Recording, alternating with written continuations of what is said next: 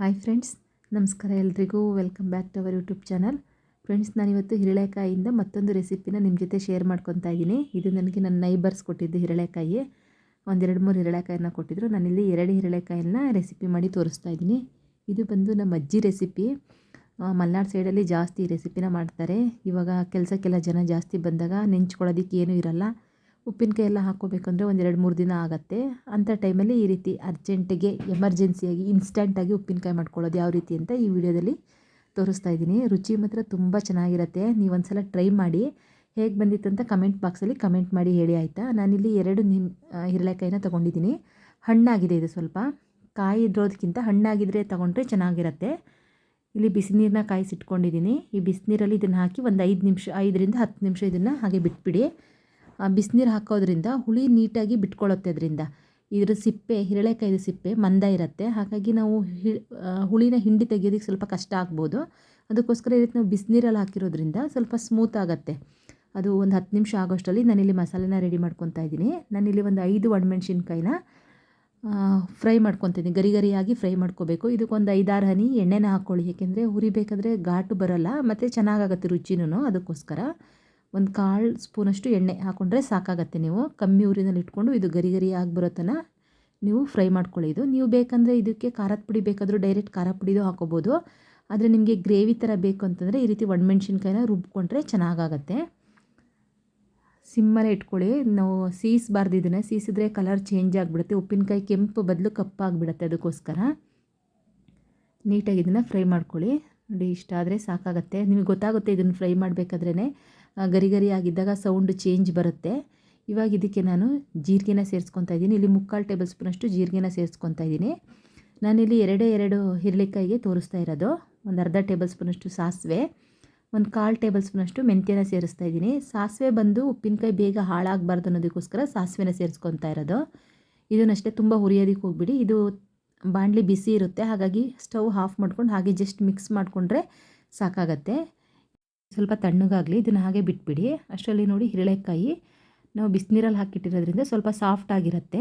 ಹುಳಿ ಎಲ್ಲ ಈಸಿಯಾಗಿ ಇದನ್ನು ತೆಗಿಯೋದಕ್ಕೆ ಆಗುತ್ತೆ. ಅದಕ್ಕೋಸ್ಕರ ಇವಾಗ ಒಂದು ಕಾಟನ್ ಬಟ್ಟೆ ತೊಗೊಂಡು ಇದರಲ್ಲಿರೋ ನೀರಂಶನೆಲ್ಲ ನೀಟಾಗಿ ಒರೆಸ್ಕೊಂಬಿಡಿ. ಮೇಯ್ನು ಉಪ್ಪಿನಕಾಯಿಗೆ ನೀರು ಬೀಳಬಾರ್ದು. ಉಪ್ಪಿನಕಾಯಿಗೆ ನೀರು ಬಿತ್ತಂದರೆ ಬೇಗ ಹಾಳಾಗತ್ತೆ. ಇವಾಗ ಇದನ್ನು ನೋಡಿ ಕಟ್ ಮಾಡ್ಕೊತಾ ಇದ್ದೀನಿ. ನಾನು ತೊಗೊಂಡಿರೋದು 2 ಹಿರಳೆಕಾಯಿ. ನೀವು ಬೇಕಂದರೆ ಹುಳಿ ಏನಾದರೂ ಕಮ್ಮಿ ಇತ್ತಂದರೆ ನೀವು ಇದಕ್ಕೆ ನಿಂಬೆಹಣ್ಣು ಬೇಕಾದರೂ ಯೂಸ್ ಮಾಡ್ಕೊಬೋದು. ಅಥವಾ ಎಕ್ಸ್ಟ್ರಾ ನಿಮಗೆ ಹಿರಳೆಕಾಯಿ ಇತ್ತಂತಂದರೆ ಅದ್ರ ಹುಳಿನ ತೊಗೊಬೋದು. ಅದ್ರ ಹುಳಿನ ತೆಗೆದು ನೀವು ಇದರಲ್ಲಿ ಹಾಕ್ಕೊಬೋದು. ಉಪ್ಪಿನಕಾಯಿಗೆ ನೀರು ಬೀಳದೇ ಇರೋ ಥರ ನೋಡ್ಕೊಳ್ಳೋದು ಎಷ್ಟು ಇಂಪಾರ್ಟೆಂಟು, ಅದೇ ರೀತಿ ಅದಕ್ಕೆ ಬೀಜನೂ ಸಹ ಅಷ್ಟೇ. ಇದರೊಳಗಡೆ ಬೀಳ್ದಿರೋ ಥರ ನೋಡ್ಕೊಳ್ಳೋದು ತುಂಬ ಇಂಪಾರ್ಟೆಂಟು. ಬೀಜ ಏನಾದರೂ ನೀವು ಉಪ್ಪಿನಕಾಯಲ್ಲಿ ಇತ್ತಂದರೆ ಉಪ್ಪಿನಕಾಯಿ ಬೇಗ ಹಾಳಾಗತ್ತೆ. ಬೂಸ್ಟ್ ಬರೋ ಥರ ಆಗುತ್ತೆ ಉಪ್ಪಿನಕಾಯಿ. ಹಾಗಾಗಿ ಬೀಜನೂ ಅಷ್ಟೇ ನೀವು ಬೀಳ್ದಿರೋ ಥರ ನೋಡ್ಕೊಬೇಕು. ಮತ್ತು ಒದ್ದೆ ಇಲ್ದಿರೋ ಥರ ಕೈ ಅಷ್ಟೇನೆ ನಾವು ಯೂಸ್ ಮಾಡೋ ಮಿಕ್ಸಿ ಜಾರ್ ಆಗಲಿ ಸ್ಪೂನ್ ಆಗಲಿ ಇದು ಯಾವುದು ಒದ್ದೆ ಇಲ್ದಿರೋ ಥರ ನೋಡ್ಕೊಳ್ಳಿ. ನೋಡಿ, ಇವಾಗ ಇದನ್ನು ನೀಟಾಗಿ ಹಿಂಡಿ ರಸನ ತಗೊಂಡಿದ್ದೀನಿ ಹುಳಿನ. ಇವಾಗ ಇದನ್ನು ಮಧ್ಯ ಕಟ್ ಮಾಡಿಕೊಂಡು ತಿರುಳೆಲ್ಲ ತೆಗ್ದಾಕ್ತೀನಿ. ನಾವು ಹಿರಳೆಕಾಯಿ ಉಪ್ಪಿನಕಾಯಿಗೆ ತಿರುಳು ಯೂಸ್ ಮಾಡಲ್ಲ ಯಾವಾಗ್ಲೂ. ಹಾಗಾಗಿ ಇದ್ರ ತಿರುಳೆಲ್ಲ ನೀಟಾಗಿ ತೆಗ್ದಾಕ್ತಾಯಿದ್ದೀನಿ. ರಸ ಎಲ್ಲ ನೀಟಾಗಿ ಹಿಂಡ್ಕೊಂಡಿರೋದ್ರಿಂದ ಇದರಲ್ಲಿ ಏನು ಇರಲ್ಲ. ಇದರಲ್ಲಿ ನೀವು ರಸ ನೀಟಾಗಿ ಹಿಂಡು ತೆಗ್ದಿಲ್ಲ ಅಂತಂದರೆ ಎಲ್ಲ ತಿರುಳಲ್ಲೇ ಹೋಗಿಬಿಡುತ್ತೆ ರಸ. ನೋಡಿ, ಇವಾಗ ಇದನ್ನೆಲ್ಲ ತಿರುಳು ತೆಗ್ದಾಕಿದ್ದೀನಿ. ಇವಾಗ ಇದನ್ನು ನೀಟಾಗಿ ತುರ್ಕೊಬೋದು. ನೀವು ಬೇಕಂದರೆ ತುರಿದು ಮಾಡಿದ್ರೂ ಚೆನ್ನಾಗಾಗತ್ತೆ. ಕಾಯಿ ಇತ್ತಂದರೆ ಹಿರಳೆಕಾಯಿ ನೀವು ತುರಿಯೋದಕ್ಕೆ ಈಸಿ ಆಗುತ್ತೆ. ಇಲ್ಲಾಂದರೆ ಸ್ವಲ್ಪ ಕಷ್ಟ ಆಗುತ್ತೆ ತುರಿಯೋದಕ್ಕೆ. ಅದಕ್ಕೋಸ್ಕರ ಚಿಕ್ಕದಾಗಿ ಹೆಚ್ಕೊಳ್ಳಿ. ನಿಮ್ಗೆ ಎಷ್ಟು ಸಾಧ್ಯವಾಗುತ್ತೋ ಅಷ್ಟು ಚಿಕ್ಕದಾಗಿ ಹೆಚ್ಕೊಂಡ್ರೆ ತುಂಬ ಚೆನ್ನಾಗಾಗತ್ತೆ ಇದು. ನೋಡಿ, ಇವಾಗ ನಾನು ಇದನ್ನು ಚಿಕ್ಕದಾಗಿ ಹೆಚ್ಕೊತಾ ಇದ್ದೀನಿ. ಇಷ್ಟಾದರೆ ಸಾಕಾಗತ್ತೆ. ನೋಡಿ, ಇವಾಗ ಇದನ್ನೆಲ್ಲ ಹೆಚ್ಚಿ ಇಟ್ಕೊಂಡಿದ್ದೀನಿ. ನಾನಿಲ್ಲಿ ತೋರಿಸ್ತಾ ಇರೋದು 2 ಹಿರಳೆಕಾಯಿಗೆ ಯಾವ ರೀತಿ ಎಷ್ಟು ಇಂಗ್ರೀಡಿಯೆಂಟ್ಸ್ನ ಹಾಕಬೇಕು ಅನ್ನೋದನ್ನು ತೋರಿಸ್ತಾ ಇದ್ದೀನಿ. ನೋಡಿ, ಈ ರೀತಿ ಇದೆ. ನಿಮಗೆ ಇದಕ್ಕಿಂತ ಚಿಕ್ಕದಾಗಿ ಹೆಚ್ಚೋದಕ್ಕಾಗುತ್ತೆ ಅನ್ನಂಗಿದ್ರೆ ಇನ್ನೂ ಚಿಕ್ಕದಾಗಿ ಹೆಚ್ಕೊಳ್ಳಿ, ತುಂಬ ಚೆನ್ನಾಗಾಗುತ್ತೆ ಅವಾಗ. ಇದರಲ್ಲಿ ನೀರಂಶ ಏನಿಲ್ಲ ಇದರಲ್ಲಿ. ಇವಾಗ ಇದು ರೆಡಿಯಾಗಿದೆ. ಇವಾಗ ನಾವು ಹುರಿದು ಎತ್ತಿಕೊಂಡಿದ್ವಲ್ಲ ಮೆಣಸಿನ್ಕಾಯಿ, ಜೀರಿಗೆ, ಮೆಂತ್ಯ, ಸಾಸಿವೆ, ಅದನ್ನೆಲ್ಲ ಒಂದು ಮಿಕ್ಸಿ ಜಾರು ಒದ್ದೆ ಇಲ್ದಿರೋ ಥರ ನೋಡಿಕೊಂಡು ಅದರಲ್ಲಿ ಹಾಕ್ಕೊಂಡು ಪೌಡ್ರ್ ಮಾಡ್ಕೊಬೇಕು. ಫಸ್ಟು ಹಾಗೆ ತರಿಯಾಗಿ ಪೌಡ್ರ್ ಮಾಡ್ಕೊಳ್ಳಿ. ನಿಮ್ಗೇನಾದರೂ ಏಕೆಂದರೆ ಕಡಿಮೆ ಕ್ವಾಂಟಿಟಿನಲ್ಲಿ ನಾವು ಮಾಡ್ತಾ ಇರೋದ್ರಿಂದ ನೀಟಾಗಿ ಪೌಡ್ರ್ ಮಾಡೋದಕ್ಕಾಗಲ್ಲ ಅನ್ನೋ ಟೈಮಲ್ಲಿ ನಾವು ಹಿಂಡಿ ಎತ್ತಿಕೊಂಡಿದ್ವಲ್ಲ ಹುಳಿ, ಅದನ್ನು ಇದ್ರ ಜೊತೆಗೆ ಹಾಕ್ಕೊಂಡು ನೀಟಾಗಿ ಪೌಡರ್ ಅಥವಾ ಪೇಸ್ಟ್ ಮಾಡ್ಕೊಳ್ಳಿ. ಸರಿನಾ? ತರಿಯಾಗಿ ಮಾಡ್ಕೊಬೇಡಿ, ಸ್ವಲ್ಪ ನೈಸಾಗಿ ಇರಲಿ ಇದು. ಫಸ್ಟು ಹುಳಿ ಹಾಕೋದಕ್ಕೆ ಹೋಗಬೇಡಿ, ಇನ್ನೂ ಅದು ನುಣ್ಣಗಾಗಲ್ಲ. ಹಾಗಾಗಿ ಫಸ್ಟು 1-2 ಸಲ ನೀವು ನೀಟಾಗಿ ರುಬ್ಕೊಂಡು ಹಾಗೆ ಖಾಲಿ ಪೌಡರ್ ಮಾಡಿಕೊಂಡು ಆಮೇಲೆ ಇದಕ್ಕೆ ಹುಳಿನ ಸೇರಿಸ್ಕೊಂಡು ನೋಡಿ ಈ ರೀತಿ ಇಷ್ಟ ಆಗಿದೆ.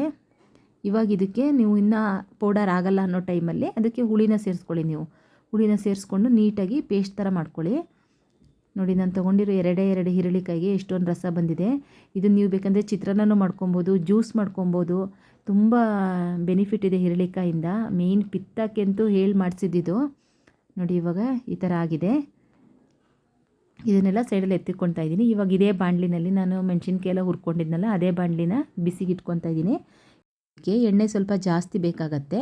ಇಲ್ಲಿ 1 ಕಪ್ಪು ಅಂದರೆ ಕಾಫಿ ಲೋಟದಲ್ಲಿ 1/4 ಲೋಟದಷ್ಟು ಎಣ್ಣೆನ ತೊಗೊಳ್ಳಿ, ಅಥವಾ ನಿಮಗೆ ಹಾಗೂ ಗೊತ್ತಾಗಿಲ್ಲ ಅಂದರೆ ಒಂದು 5ರಿಂದ 6 ಟೇಬಲ್ ಸ್ಪೂನಷ್ಟು ಎಣ್ಣೆನ ತೊಗೊಳ್ಳಿ. ಎಣ್ಣೆ ಇದ್ದಷ್ಟು ಇದು ತುಂಬ ಚೆನ್ನಾಗಾಗತ್ತೆ ರುಚಿ. ಹಾಗಾಗಿ ಇವಾಗ ಎಣ್ಣೆನ ಹಾಕ್ಕೊಂಡಿದ್ದೀನಿ. ಎಣ್ಣೆ ಬಿಸಿ ಆದಮೇಲೆ ಒಂದು 4 ಕಾಳು ಸಾಸಿವೆನ ಹಾಕ್ಕೊತಾ ಇದ್ದೀನಿ. ಸಾಸಿವೆ ಬಂದು ಆಪ್ಷನಲ್ಲು. ಇವಾಗ ಬೆಳ್ಳುಳ್ಳಿ ಹಾಕ್ಕೊತಾ ಇದ್ದೀನಿ. ಬೆಳ್ಳುಳ್ಳಿ 1 ಗೆಡ್ಡೆಯಷ್ಟು ಬೆಳ್ಳುಳ್ಳಿನ ಸಿಪ್ಪೆ ತೆಗೆದು ಜಜ್ಜಿ ಹಾಕ್ಕೊತಾ ಇದ್ದೀನಿ. ಇಂಗು ಅಷ್ಟೇ ನಿಮಗೆ ಆಪ್ಷನಲ್ಲು. ಕೆಲವ್ರಿಗೆ ಹಿಂಗೆ ಸ್ಮೆಲ್ ಇಷ್ಟ ಆಗಲ್ಲ, ಅವ್ರು ಬೇಕಂದರೆ ಸ್ಕಿಪ್ ಮಾಡಿ. ಇವಾಗ ಹೆಚ್ಚಿಕೊಂಡಿದ್ನಲ್ಲ ಹಿರಳೆಕಾಯಿ ಅದನ್ನು ಇದ್ರ ಜೊತೆ ಸೇರಿಸ್ಕೊಂಡು ಜಾಸ್ತಿ ಹೊತ್ತು ಬೇಯಿಸ್ಬೇಕಂತಿಲ್ಲ. 1ರಿಂದ 1.5 ನಿಮಿಷದಷ್ಟು ಇದನ್ನು ನೀವು ಬೇಯಿಸ್ಕೊಳ್ಳಿ. 1-2 ಕಡ್ಡಿ ಕರಿಬೇವಿನ ಸೊಪ್ಪು ಹಾಕಿದ್ದೀನಿ, ಘಮ ಚೆನ್ನಾಗಿರತ್ತೆ ಅನ್ನೋದಕ್ಕೋಸ್ಕರ. ಇದನ್ನು ನೀಟಾಗಿ ಫ್ರೈ ಮಾಡ್ಕೊಳ್ಳಿ. 1.5ರಿಂದ 2 ನಿಮಿಷ ಹೆಚ್ಚು ಅಂದರೆ. ಇವಾಗ ಇದಕ್ಕೆ ಉಪ್ಪು ಸೇರಿಸ್ಕೊತಾ ಇದ್ದೀನಿ. ಉಪ್ಪಿನಕಾಯಿ ಅಂದರೆ ಮೇಯ್ನ್ ಉಪ್ಪು ಜಾಸ್ತಿ ಇರಬೇಕು. ಉಪ್ಪನ್ನ ನೋಡಿ ಹಾಕ್ಕೊಳ್ಳಿ. ಇಲ್ಲಾಂದರೆ ಉಪ್ಪು ಕಮ್ಮಿ ಆದ್ರೂ ಉಪ್ಪಿನಕಾಯಿ ಬೇಗ ಹಾಳಾಗತ್ತೆ, ಅದಕ್ಕೋಸ್ಕರ. ನೋಡಿ ಇವಾಗ ನೀಟಾಗಿ ಇದನ್ನು 1-2 ನಿಮಿಷ ಬಾಡಿಸ್ಕೊಂಡಿದ್ದೀನಿ. ಇವಾಗ ಇದಕ್ಕೆ ನಾವು ರುಬ್ಕೊಂಡಿದ್ವಲ್ಲ ಮೆಣಸಿನ್ಕಾಯಿ, ಜೀರಿಗೆ, ಮೆಂತ್ಯ, ಸಾಸಿವೆ ಅದನ್ನು ಸೇರಿಸ್ಕೊತಾ ಇದ್ದೀನಿ. ನೀಟಾಗಿ ಇದನ್ನು ಮಿಕ್ಸ್ ಮಾಡ್ಕೊಳ್ಳಿ. ನೋಡಿ ಇವಾಗ ಇದು ಗಟ್ಟಿ ಥರನೇ ಇದೆ, ಯಾಕೆಂದರೆ ಇದಕ್ಕೆ ಹುಳಿ ಫುಲ್ ಹಾಕ್ಕೊಂಡಿಲ್ಲ ನಾನು, ಸ್ವಲ್ಪ ಅಷ್ಟೇ ಹುಳಿನ ಹಾಕ್ಕೊಂಡು ಪೇಸ್ಟ್ ಮಾಡ್ಕೊಂಡಿದ್ದೆ.